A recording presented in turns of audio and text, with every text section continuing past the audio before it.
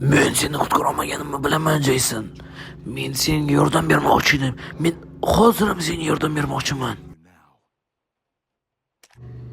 Men shu yo'lni faqatgina sen meni o'limga qoldirganing uchun bosdim deb o'yladim. Seni ongini ko'proq nima zarar qilganini bilmayman. Seni ahmoqqa qo'ydim yo sen qariligingni.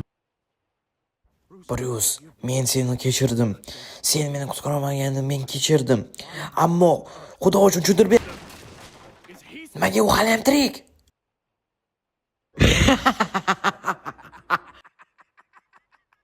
Bolaga qarasak-chi, u sog'ingan uchun tiriklayin go'rdan chiqdi.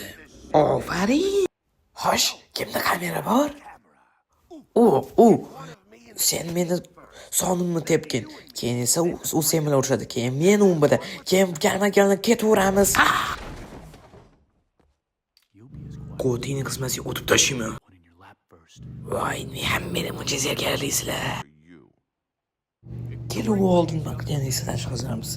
Uni to'lib ketgan mozorlarga, jarohat olgan do'stlarga, minglab odamlar o'lganiga, men u azor keltirgan oxirgi odam deb bo'ldim deb o'yladim. Agar u senga shunday qilganda, agar u men butun sayyorani qidirib chiqardim va bu axlat parchasini topmagunimcha tinch bo'lmasdim va keyin nima qilishimni o'zim bilardim. Sen tushunmayapsan va men hech qachon tushunmaysan. Nimani? Seni ahmoqona qo'yding, shunchaki bir hayot olishdan to'sayotgani nima? Shundaymi? Yo'q, jin ursin. Bu juda oson bo'lardi. Meni yolg'on orzuim uni o'ldirishdir. Ammo shu yo'lni o'tganimdan so'ng men qayta olmayman. Shunda unga ham menga ham yomon. Demak men haqida o'ylayotgansan, ha? Agar men o'zimga shuni qo'yib bersam, men qayta olmayman. Men hech qachon qayta olmayman. Nimaga? Men pingvinni yoki Denta yoki Puglani o'ldiraylik demayman. Men shunchaki u haqida. Shunchaki u.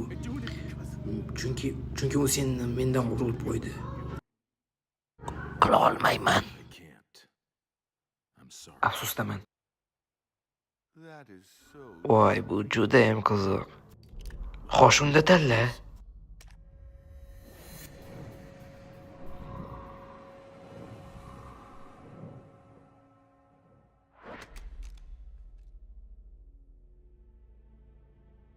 Yo'q, shu yerda hammasi tugaydi. Men, sen, u.